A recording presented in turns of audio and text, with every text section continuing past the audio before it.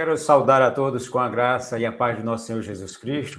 Como nós bem sabemos, estamos a poucos dias da realização do 9º Congresso de Homens Congregacionais, que irá se realizar de 6 a 8 de setembro, ali no Hotel Garden, em Campina Grande, Paraíba, com o tema principal, Lições do Monte para as Nossas Vidas.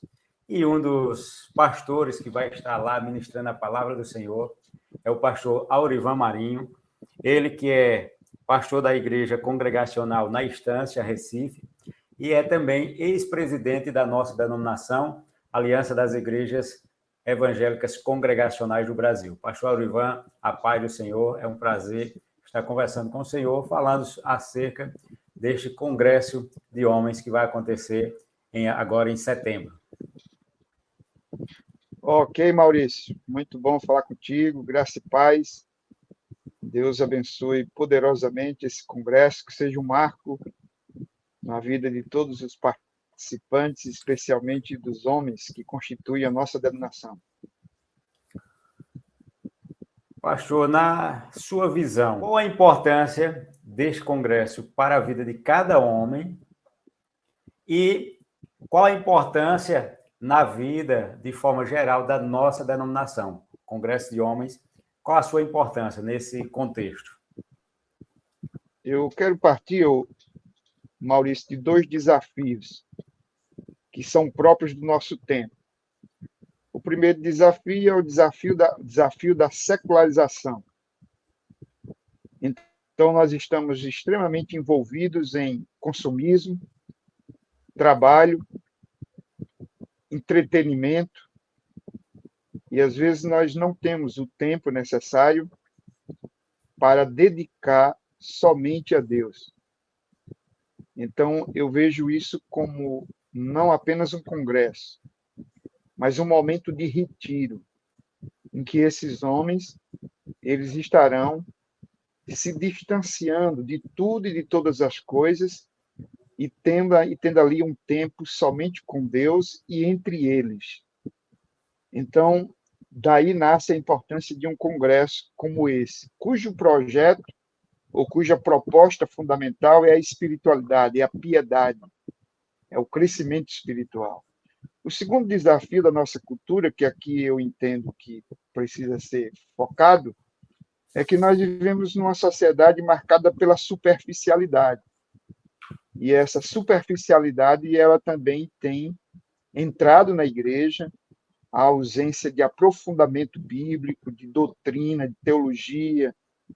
E então esse é um momento que esses homens vão ter a oportunidade de estudar a Bíblia de uma maneira mais profunda, de uma maneira mais voltada para um propósito de piedade, de espiritualidade. Então, acredito que por essas duas razões, esse congresso já é um marco para a vida desses homens, da nossa igreja e da nossa própria denominação. Então, eu quero assim, destacar esses dois elementos. Pastor, antes de cada evento dessa proporção, existem expectativas, não só para quem vai fazer, mas também para aquelas pessoas que Deus escolheu, que é o seu caso, para estar ministrando naquele evento. Então, quais são suas expectativas? A principal expectativa que eu tenho é que um ajuntamento como esse ele possa proporcionar despertamento espiritual, despertamento para uma vida mais piedosa, para uma vida devocional mais ativa e, sobretudo, para que a gente possa repensar valores, comportamento, conduta, escolhas, desejos, vontades, pensamentos, ou seja, que toda a nossa cosmovisão seja repensada, refletida à luz das Escrituras, para que tudo que somos, que fazemos, ou que temos como pretensão de vida, ao passar pelo crivo da exposição bíblica voltada para esse tema, para essa reflexão, para esses desafios, nós possamos voltar dali melhores homens, melhores cristãos, melhores cidadãos, pais, cônjuges, de modo que isso possa impactar a nossa vida na igreja, na família, no trabalho, na sociedade de um modo geral. Essa é a minha expectativa, é que Deus se utilize de tudo que vai ser ofertado ali, que vai ser anunciado, instruído, ensinado, para que, mediante o Espírito Santo, os homens das nossas igrejas, da nossa denominação, sejam poderosamente impactados, despertados e levados a um modus operandi de vida que, de fato, glorifique a Deus. Amém. O senhor vai tratar de 2 temas específicos. O primeiro é o que Jesus fala sobre o homem prudente. E o segundo, o que Jesus fala sobre a porta larga e a porta estreita. Ok, sobre esse tema da prudência, ele é um tema muito importante, porque ele está lidando ali com a conclusão do Sermão do Monte, que é a proposta para esse congresso. E no final do Sermão do Monte, Jesus apresenta ali basicamente 2 projetos de vida, que de uma maneira muito simples e resumida, ele quer nos ensinar uma coisa.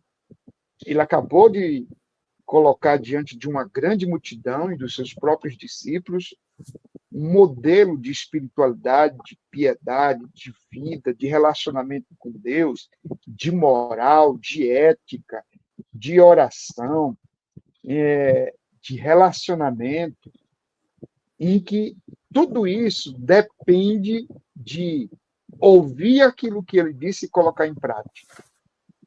Então, o projeto que ele está propondo é ouvir e praticar. E o outro, que é muito comum entre os homens, é ouvir e ignorar. E ele compara isso a um homem prudente, que edificou a casa sobre a rocha. Então, aquele que ouve e pratica é um homem prudente. Edifica a casa sobre fundamento. E então, quando ele é testado diante das lutas, adversidades, tribulações, provações, tentações, ele permanece de pé. O outro é um homem prudente, insensato. Edificou a casa sobre a areia. Ou seja, ele ouve a palavra do Senhor, mas não pratica. E quando vem as tempestades, as lutas, ele não suporta essas provações e batalhas. Então, basicamente, o que Jesus está propondo nessa conclusão do Sermão do Monte é que o verdadeiro cristianismo, que vai produzir piedade, espiritualidade, santidade, ele exige de nós disciplina, renúncia, comprometimento. Ele exige de nós envolvimento com as coisas de Deus, obediência, sujeição à palavra de Deus.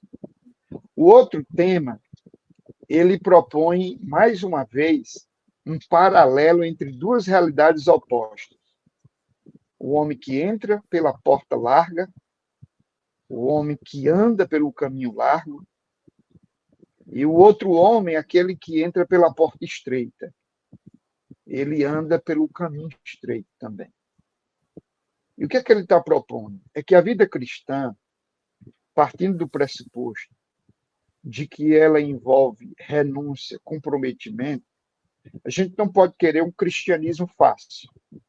A gente não pode querer uma religião marcada pela conveniência. Nós não podemos querer um modelo de fé que nos faça bem, ou seja, que seja apenas uma resposta aos nossos desejos. Nós queremos um modelo de espiritualidade, de fé, que por mais que isso nos seja custoso, desafiador, sacrificial, isso possa nos levar a Deus. E isso tem implicações para a eternidade. Porque o que o texto vai dizer é que aqueles que andam por um caminho fácil, cristianismo fácil, descomprometido de santidade, de espiritualidade aqui na Terra, eles estarão entrando pelo caminho da perdição. E aqueles que entram por uma porta estreita, apertada, esses estarão entrando pelo caminho da vida eterna. Então, queira Deus que, a partir dessa exposição, nós sejamos capazes de avaliar que tipo de cristianismo a gente está vivendo. Se é um cristianismo de conveniência, um cristianismo antropocêntrico, ou um cristianismo de sacrifício, mas um cristianismo que tem implicações salvíficas para a vida eterna. Então, que Deus assim nos ajude a promover essa reflexão. E para encerrar, pastor, qual a sua mensagem de incentivo para que aqueles homens que ainda não fizeram suas inscrições façam e que estejam ali conosco, emanados no só propósito de aprender cada dia mais da palavra do nosso Senhor Jesus Cristo? O congresso é de homens, mas eu quero citar duas mulheres, Marta e Maria.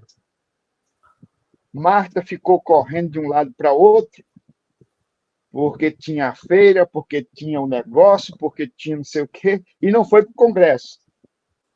Né? O pessoal aí de Santa Cruz tem a feira e etc. Né? Mas cada cidade, cada lugar, o pessoal tem seu desafio.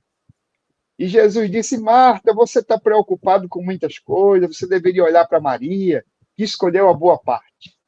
Então, o congresso é de homens, mas eu quero citar esse exemplo de uma mulher ativista e de uma mulher piedosa que escolheu a boa parte. E o meu conselho aos homens, a minha palavra de encorajamento, é que você não permita que nenhuma obrigação, nenhuma atividade, nenhuma responsabilidade que são bênçãos na sua vida, sirva agora de pedra de tropeço, ou de pretexto, ou de impedimento para você ir até Campina Grande, nesse hotel maravilhoso que é o Garden, poder juntar-se a outros irmãos ali em comunhão, com fraternização, comendo uma boa comida, ouvindo uma boa música, adorando a Deus, desfrutando dessa convivência, ouvindo a palavra de Deus e voltando para casa. Sobretudo, juntando tesouros para a eternidade. Então, é isso que você tem que entender. Então, eu espero que você não se utilize de nenhum impedimento para faltar esse congresso, mas que ainda haja tempo para você fazer sua inscrição e eu ter o prazer de encontrar você lá. É isso. Para encerrar, eu quero só lhe agradecer, pastor Aurivan, em nome do nosso presidente nacional do DEC, pastor André Soares, em nome das diretorias regionais e distritais, que Deus lhe abençoe, continue abençoando o seu ministério, a sua igreja, a sua família. E, em nome de Jesus, vamos estar lá, junto com o Senhor, junto com todos os irmãos da nossa denominação, adorando e engrandecendo o nome do Senhor Jesus. Amém. Vai ser uma bênção, em nome de Jesus.